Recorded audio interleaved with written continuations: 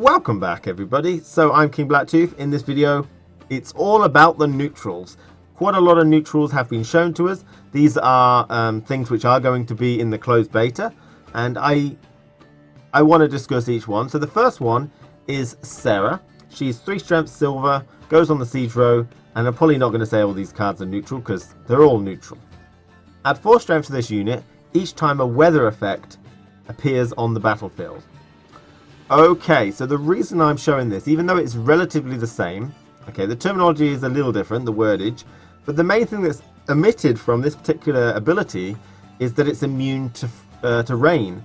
That was something which the other one showed us. But this one definitely says, add 4 strength to this unit whenever frost, fog, or rain appears on the battlefield. That is pretty much the same.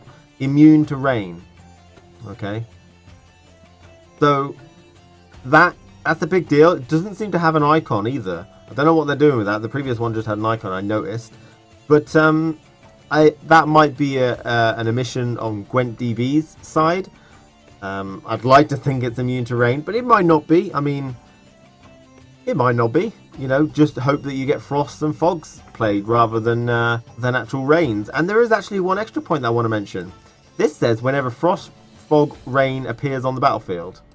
And this says appears. So cards which actually place a frost, fog, like Caranthir for the monsters, he just played fog, but he never actually played the card biting frost. And that's a small difference. This means this card is going to go up in strength easier because it doesn't necessarily have to be the biting frost card. It can just be any frost appears on the battlefield. So this is going to go up quite well, and I think this could easily get really high in strength. Ragnarok will put it up 12 strength, so it'll be on 15 straight away just from one Ragnarok. So yeah, generally pretty good. Ocvist. Now this has changed a lot. 4 strength silver card goes on the siege row, has a 5 turn timer. After 5 turns, remove 1 strength from all non-gold units on your opponent's side of the battlefield and return this card to your hand. So it's a kind of very Ciri Blink-esque type card. So after 5 turns, you remove 1 strength from all non-gold cards on your opponent's side of the board, and then it returns to your hand. Now, 5 turns, that's a long time. 5 turns, according to the Dunbanner Heavy Cavalry, which had a 2 turn timer, it's 1 turn for your opponent, 1 turn for you. 2 turns for your opponent, 2 turns for you. 3, 3, 4, 4, 5, 5. So it's effectively a lot of turns there. So it's you know, that's half your hand gone. So 5 turns is immensely high. It's harder than you think, I think. I like the ability. I feel like it's going to be hard to use. If the opponent passes, it could still be used, because it just means you've got to play the remainder of the turns and that's it. Because it still counts the opponent's turns, because that's why the coin flips. 1 strength is probably not much, and I think the difficulty of the card is going to be too great, in my opinion. So probably not going to see much play, in my opinion. Operator! Okay, so 4 strength silver card on the ranged row. Its ability has been changed. Okay, let's see if it's more RNG or less RNG.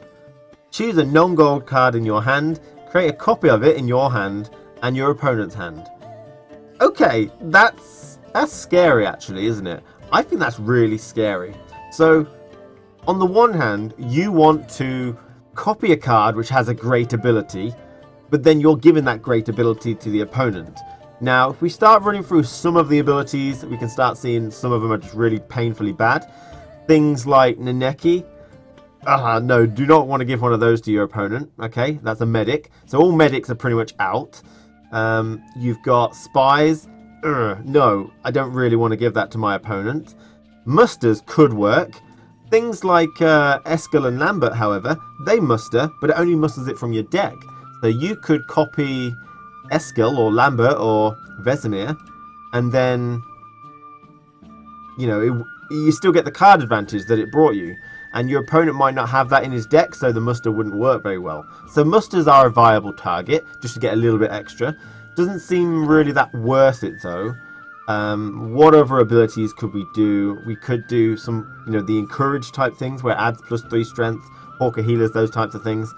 Again, giving it to your opponent is very dangerous. Or infantry, that could work. You know, when your opponent plays it, they get a copy, but you can promote yours, so you can get loads on the board, a lot more than those. Yeah, so it's a dangerous card. I think this is a card you're going to have to play. You have to think about this. I think it's going to be more than just me thinking here. I think this is a card which a lot of people are going to think about, and hopefully we can find some really good uses for it, which actually are skillful in some way. The change overall is good because I didn't like the RNG. It was fun, the RNG, but I think if you're on the wrong end of it, it turns it to not fun. And, you know, 1 month, 2 months down the line, it probably just would be, that type of scenario. So I like the change. I'm hoping in the near future we can analyze this card. I might do a video solely based on it, looking at all the other cards that we've got. And yeah, hopefully we can get something good out of it. Ideally, you want to get an ability for yourself, which is really useful, but one for your opponent, which is useless. Okay, so we've got the 3 witches now. Play Vesemir and Lambert from your deck. Potion cards played on this unit are 1.5 times more effective. We saw those in the special cards. So we've got one that adds 10 strength, so this will now gain 15 because it's 1.5 times more effective. He will end up on 20 strength, let me just be clear about that, which is actually really powerful. The other potion wasn't really effective because it adds 4 strength to all copies of that card, and you've only got 1 Eskel, because Lambert is a different name, Vesemir is a different name, so it doesn't count. But they're all basically the same. A muster, but it only musters it from your deck, so if you've got Morkvarg in your hand, it's not as great, but it's not losing card advantage, which is really important. And all 3 get extra bonuses from potions, so that's really nice. One thing to note is that they're all 5 strength. Okay, Vesemir has got a little bit of a nerf there. So 5 strength is a big deal, it means they're all scorchable. No longer is Vesemir protecting the other 2 witches, so dangerous. And we've got my favourite name ever, Myrgtabrakke, or whatever. Silver card, goes on the range row. Choose 3 non-gold units, 1 after the other. Remove 3 strength from the first, 2 from the second, and 1 from the third. So you're removing 6 strength from the board. Doesn't have to be on the opponent's side of the board. So if you're playing Skellige, again, the young berserkers you could choose to remove 2 strength from. You could remove 3 strength from an opponent, 1 strength from an opponent which is weathered. So a nice flexibility there. 5 strength itself, minus the 6, which means it's pretty much 11 strength worth card. Which is nice. I think this card is useful. The reason you might be asking why this has got, you know, such a different change in ability, because it used to scorch the siege row, I think, is because that type of ability has been encompassed into one particular card, which we're going to see in a moment. So our next neutral card is Geralt Igni, which we didn't know whether it got excluded from the game, omitted, because Geralt's sword matter just turned to Geralt. But it's a 6 strength golden card. It's got agile ability, as indicated by those arrows, which means it can be placed on melee, ranged, or siege. And its ability, if the corresponding row on your opponent's side of the battlefield has 15 or more total strength, destroy the strongest non-gold unit on that row. Potion cards played on this unit are 1.5 times more effective. Right, so we have no potions which can affect this card because they only affect non-gold units at the moment. They're more to be released probably. However, this is the reason why that dragon doesn't have the scorch ability anymore. This card can be placed on any row now, so it doesn't remove frost, fog, or anything like that. It's a conditional scorch basically, but it's on any row that you want. So very useful in pretty much any deck. It's not completely countering monster frost decks anymore, which it kind of was, or melee orientated decks, but it's still a very powerful card. Gives you a lot of choice and scorches whatever row you basically want to put him on, which is really nice. Only a one-time use, unless maybe your Northern Realms decide to de-extra him, and then you can maybe possibly reuse them again in some form. So he is a powerful card. His extra flexibility makes up for the fact that he lost the frost and stuff like that, frost destroying ability. We've got Johnny. It's nice. I've seen that art for a long time. If you can see, he's actually taking a dump, and he's retelling the story where is that Syria, I think, in the background.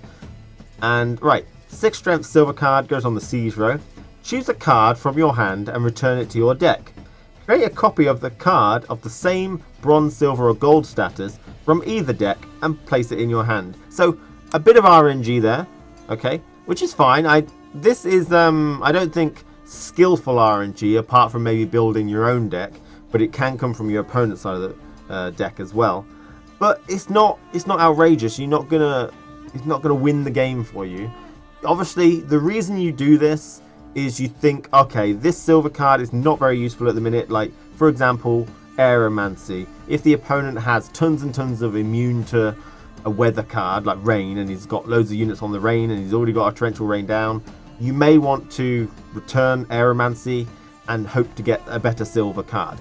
And, you know, allows you to basically redraw one card from either your deck or your opponent's, and hope to get something better, which is nice, and you get 6 strength. So it is a powerful card in case something goes a little bit wrong. Yeah, so it's a little RNG, but it's not, I don't really feel like it's bad RNG. It's a little bit of fun without being operator crazy, which is good, in my opinion. I like him. Might take him, you know, it adds a little flavor, a little bit of randomness to your deck, which can be fun. Okay, so we've got this Headless Man. 6 strength silver card goes on the melee row. At the start of the round, play this unit from the graveyard and remove 2 strength from it. So this is basically Morkvarg, okay?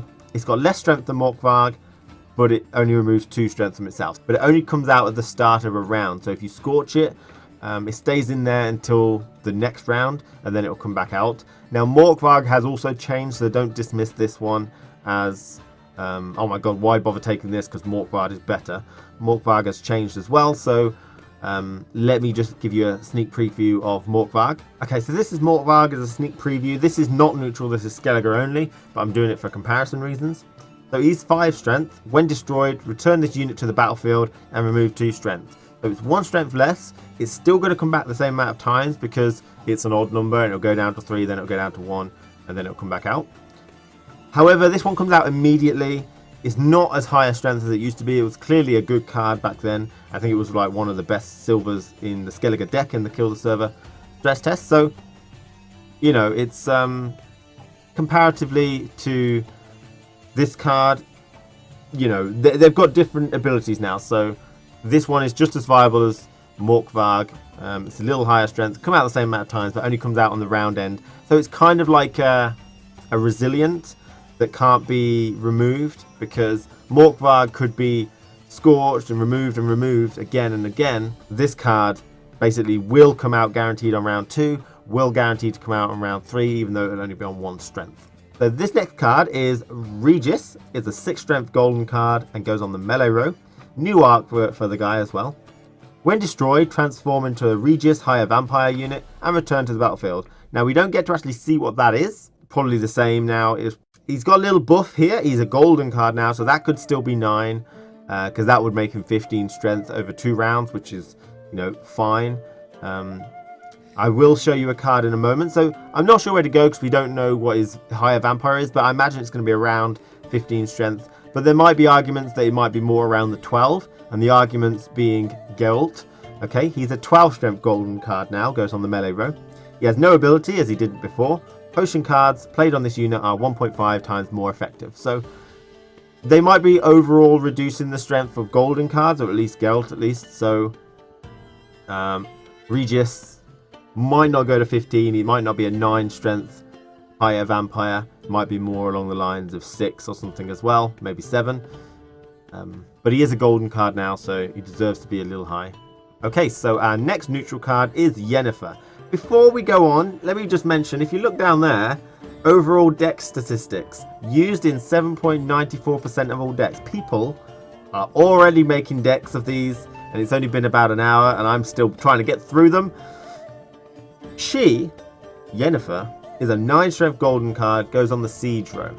Choose to create and play either a unicorn unit or a Chironex unit.